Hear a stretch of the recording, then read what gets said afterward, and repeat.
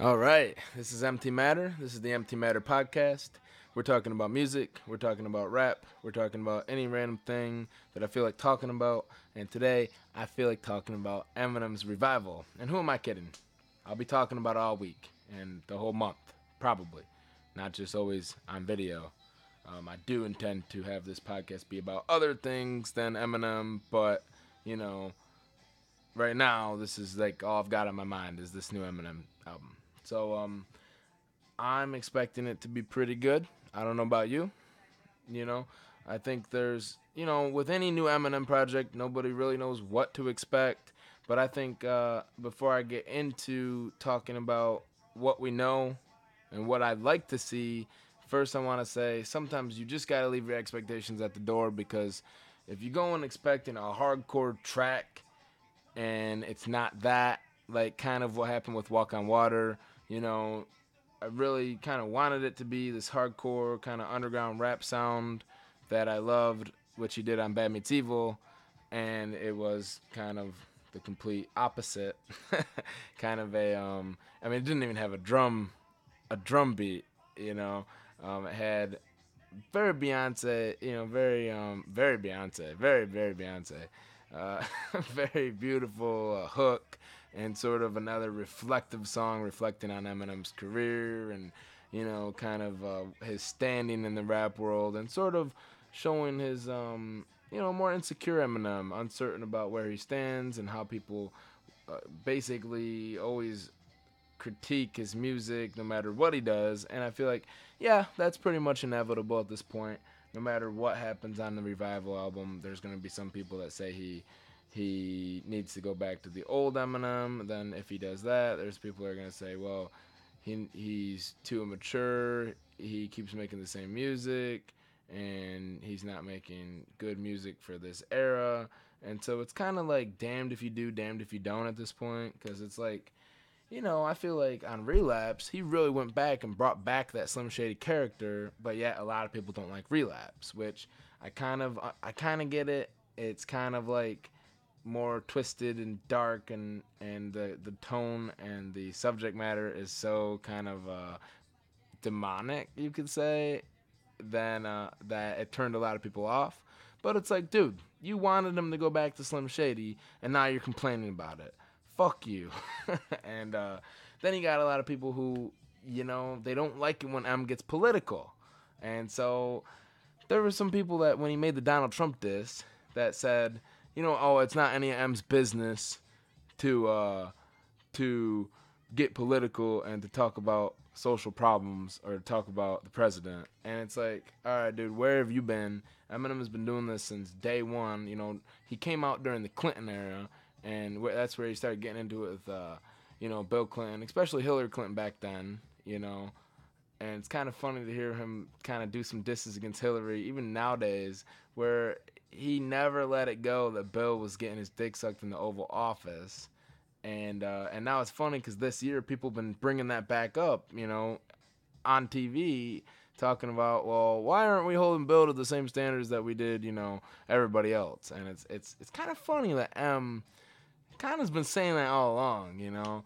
And then you got during the Eminem show era, the Bush era, he was making songs like Square Dance, like Mosh, against President Bush, and sort of was fired up politically in that era because it was that's why I feel like this album will be political, because it sort of feels like the same atmosphere is brewing. Back during the Eminem show, it was sort of like a weird atmosphere in America. It was very tense. You had a lot of fear mongering going on. It was after 9/11, and people were uncertain about the war in Iraq, and you feel like the politicians are lying to us, and a lot of that's going on now today, and so we already know Eminem hates Trump, and that whole video he made against Trump was very dividing. He had some people that loved it, and he had obviously some people that hated it, and it's not too hard to figure out who hated it. It was obviously all the Trump supporters who he basically told to fuck off. He drew the line in the sand and said, guess what? If you're a fan of Trump, you can't be a fan of me, which I thought was hilarious. I didn't take it too seriously. Apparently, a lot of people did, because a lot of people were on Twitter. He was trending that day, and let me say that not everybody was was glaringly supportive of M after that. You know, a lot of people were telling him, "Oh, shut the fuck up. You haven't been relevant since 2004." And but that's completely wrong too. You know, there's some people out there that are saying. I think there are some rap fans that haven't really heard him since Encore. I personally think they've been missing out on some great rap. But you know, if you heard him during Relapse and you weren't really into the whole accent thing, I kind of get it. Recovery, it was a new leaf for Eminem because it was the first time we ever saw mature Eminem. Kind of, it was his big. That was his real comeback. Was you know, the songs like "Love the Way You Lie" and then "Not Afraid," which on one hand it represented a sort of new Eminem that was focused more on songwriting and focused more on sort of yeah, making good tracks with popular artists and making tracks that were sort of more mass appealing. You could say definitely less murder and mayhem, and less Slim Shady. Which at times I wonder if it seems like he genuinely wanted to kill off the Slim Shady character, and he did that at the end of Encore, and just do away with him completely, and just all right, I want to focus on, you know, making other type of music. But it's funny because at times Slim Shady's made his return, and really, where would Eminem's career be if it weren't for Slim Shady? So I'm curious, are we gonna see more of Slim Shady on this album? I think we are. It feels like we're gonna maybe see less of him. But revival, what does that mean? Does revival mean the revival of Slim Shady? Does it mean the revival of Eminem's career once again? Does it mean, is it going to sort of complete the trilogy of Relapse, Recovery, Revival? Or is it going to sort of start a new trilogy or a new step in Eminem's career? Or could it be one of the final steps in Eminem's career, which I hope it isn't? But, you know, the title itself and then the sort of ad campaign that they had behind it, which was the drug, you know, you're being prescribed the drug by Dr. Dre. And so that's been fun, you know, following the whole ad campaign. But a lot of people were disappointed with it too because, you know, there was some confusion and everybody thought the album was dropping like around Black Friday or the week before Thanksgiving, and then it didn't, and then everybody was sort of confused. As Eminem came on SNL and he didn't even mention the album. He did perform "Walk on Water," but then he performed "Stan" and "Love the Way You Lie" with Skylar Grey. Skylar Grey did amazing on that, by the way. But everybody's kind of like, "What the fuck, Em? Where's the new album? Where's the new songs from the new album?" And there's some people out there saying he needs another single, or else, you know, he won't sell that much, which I don't think that's true either. I think no matter what, people are gonna listen to it as soon as it hits Twitter, and it's kind of like nowadays, it's almost like, why does he need another single anyway?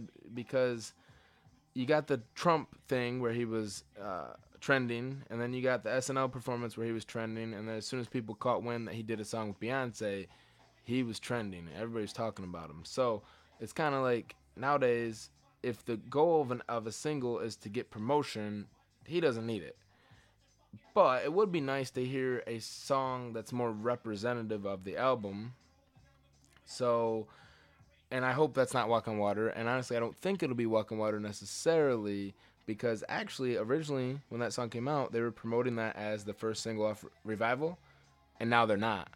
Now it's kind of like they're kind of making it sound like it's not on Revival at all, which personally I wouldn't mind. I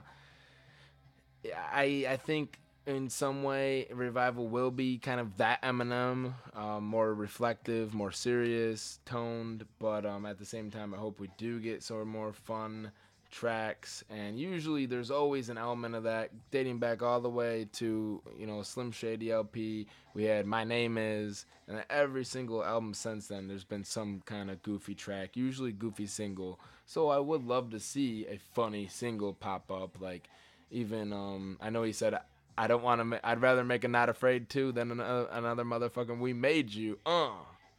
But I wouldn't mind another "We Made You," to be honest. I like those funny music videos he makes, and I wouldn't mind more stuff like that, you know. Some of them, obviously, he's at a point in his career where he doesn't necessarily need any more. Or let me put it this way. There's a lot of people that don't want to hear funny Eminem anymore, you know, and he kind of, ran that into the ground just like he ran the accents into the ground with Encore and Relapse. Um, Encore, I'm saying he did so many funny, goofy tracks that I think there wasn't enough of like the lyrical hardcore Eminem. And that's one of the reasons I initially didn't like Encore either, is because you've got so, it's like he wasn't taking him so serious the whole time. And then Relapse, it's kind of like what he said in Recovery. You know, Encore I was on drugs, Relapse I was flushing them out. I honestly really enjoyed Relapse. A lot of people didn't. But basically what I'm saying is, you know, we'll probably get another goofy, funny track from him, and it might be the track featuring 2 Chainz. They were talking about 2 Chainz being in the studio with Eminem, and it's not the first like person I would imagine working with him, but I think a very funny track could come out of it. Two Chainz, you know, say what you will about him, but he's a funny punchline rapper. You know, he always says some surprising stuff that just catches you off guard and like, what the hell is this guy talking about? And so I think if anybody can bring out like the funny side of Eminem, it's definitely 2 Chainz. But I'm hoping that there's more other features that bring out the lyrical side of Eminem, like Royce da 5'9". They did the Bad Meets Evil project together. That was awesome. I loved hearing underground Eminem, you know, kind of having somebody else to sort of go up against and really bring out that dark lyrical side of M, you know, without any accents. And I feel like Eminem sometimes needs that, or else he kind of wanders off and to focusing more on himself and his career and his choices in life. And versus if you put him up against somebody like Royce or even Busta Rhymes, they had a song together where they went back and forth, and that was awesome. And then Tech Nine, like they did on Speed 'Em, I would not mind seeing another Speed 'Em verse or another track like Speed 'Em, maybe even with somebody like Twista, because Twista is one of those people that I've always had a list of people that I've wanted them to work with, and it seems like there's so many people in rap that he's either never worked with or he's only worked with once. And so to be honest, it was like on one hand I felt like, oh, okay, it's cool that you're working with Beyonce, but I'd rather have you work with Jay-Z, you know, and because they've only done like two actual songs together, and neither of them were real collaborations. They were collaborations in the sense that they were on the same track together, but actually the song that was on Renegade that was on Jay-Z's album actually started off as a Bad Meets Evil track, and Jay-Z heard it and just hopped on it and basically took Royce's spot on that track. And Eminem just basically kept the same verses, and so it wasn't a true collaboration. I want to see something true between them, something awesome, you know. And then there's a lot of other people like that I'd love to see M collaborate with. Some other people that come to mind, E40. I think they could make a really fun, like sort of goofy flow track, you know, with some different sounds that Eminem's maybe never done before, because we know he always loves playing with sounds.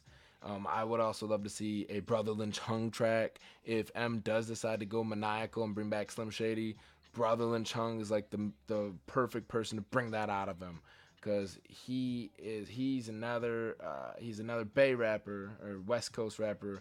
He's also on the Strange Music roster, and he makes some crazy. If you haven't heard his songs, he did a recent three album trilogy called Manimal Lecter, and or you know, basically Dinner in a Movie, and then The Coat Hanger Strangler, and he makes some hardcore horrorcore, and I would love to have him collaborate with them at some point, because it is even rumored that Eminem may have been inspired by Brother Lynch even way back in the 90s when he was making Rest in Piss. Brother Lynch was making Rest in Piss and shit like that, and that may have inspired the Slim Shady character in the first place. And it's never been said, but it's been theorized, you know. So basically what I'm saying is I want to see more MCs on this project versus more female vocalists, because it's like I feel like we've had enough from, you know, singers like Rihanna, Sia. I love hearing from Skylar Grey, but honestly he's done enough tracks with Skylar Grey. and we need more lyricists. We need more MCs on this project. So please bring back Slaughterhouse.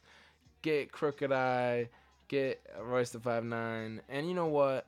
Even if you got to bring on Yellow Wolf again, I wouldn't mind. And especially like Big Sean, Kendrick, who he's worked with recently. Bring them back. I don't mind. Anybody but Rihanna. Please. Please.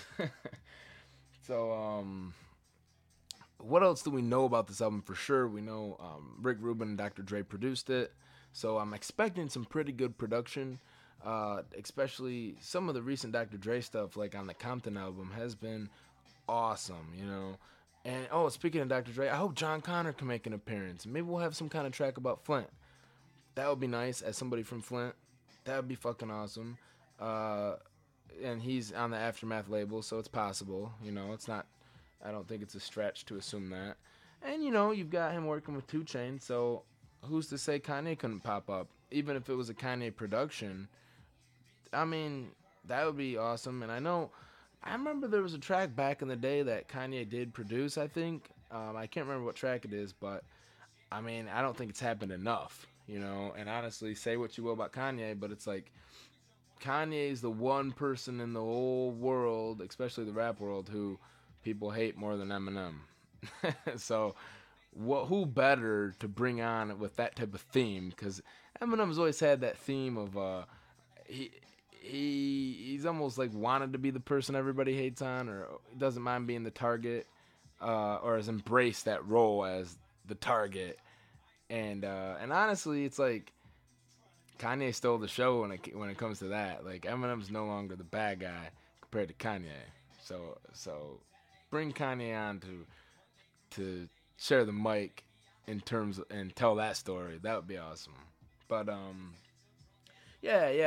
be honest, some of the Rick Rubin tracks that Ems has done in the past haven't been awesome, or haven't been the best production that I would normally expect from somebody like Rick Rubin, because some of the tracks on Marshall Mathers LP2 again that Rick Rubin produced, I wasn't the biggest fan of, especially this shit's about to kick off. The party is whack. Let's take it back to straight hip hop and start it from scratch. That track, some of the rock tracks Eminem has done, they aren't my favorite tracks in his catalog. It works now and then, especially some of the bonus tracks on Marshall Mathers LB2. I loved most of those bonus tracks. So if you haven't heard those, definitely go listen to them. You had another one with Sia, which was actually really good, which is Beautiful Pain. And you had Groundhog Day, and Desperation is the one that made me think of those, because that's more of like a rock background, sort of like a more indie rock than like a 80s rock, which, back in his career, and it feels like he's doing more of that recently with like Marshall Mathers LP2. He did the song that had the, it's the time of the season, and it was fun.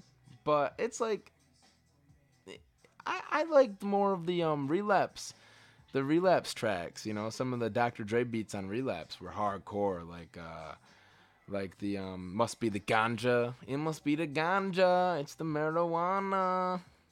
I'm so high, and then Medicine Ball. And I love some of those, Let's bring back crazy tracks like that, Not just the subject matter, but the beats. So hopefully we got some more beats like that, because I feel like Eminem can be hit or miss when it comes to beats, and I think that's gonna make or break this project is how much, because he did an interview and actually M kind of made it sound like Dr. Dre didn't produce that much of the album. He kind of had more of an executive producer role, so it kind of makes me wonder. But it'd be nice to bring back some of the production from the early days, working with some of the Bass Brothers out of Detroit. And some of those tracks, if you go back to Marshall Mathers LP and Slim Shady LP, I like some of the party cuts they did on there, especially some of the posse cuts. Well, I mean, I like the whole album, but I'm saying the beats. Some of the more druggy beats he's done, those are the ones I like the most. And so, because I'm thinking about like Purple Pills, I'm thinking about the song about the mushrooms. I never should have gave you mushrooms, girl. Never should have bring you to my world. That's one of my favorite funny M tracks.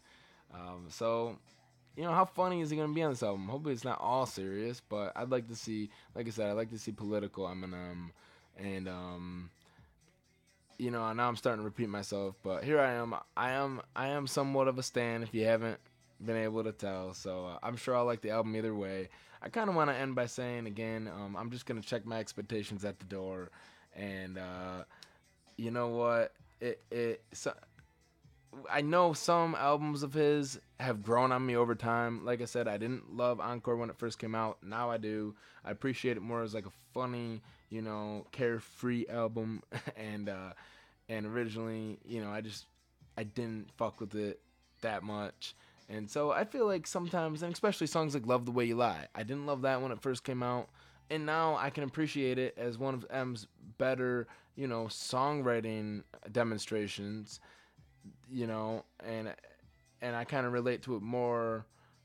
uh, you know I can relate. M makes it relatable, let me put it that way.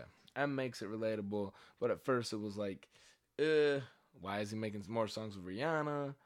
And then the same thing when like the other Rihanna song came out, and then the other Rihanna song. But they've all kind of grown on me over time, so it's like, even if you don't like a track originally, give it some time. You'll like it. Like the Headlight song off of Marshmallows LP2. You go in. I think a lot of people on that last project were like, yo, there's only 3 good tracks on here. And of course, they pick out like the 3 most hardcore tracks that they think is cool to listen to. But sometimes M is one of those people who it's like, you got certain tracks that you want to bump with your friends, and you got certain tracks that are almost meant to be more listened to in private and sort of reflecting on emotions. And Emma's very good at that. And so, you know, don't don't write it off. I almost feel like now I'm defending the album before it even comes out. I feel like it's gonna be a good mix. Most of his albums are a good mix. I was reflecting and thinking that some of the albums, each era sounds different, but they all share a common theme of variety.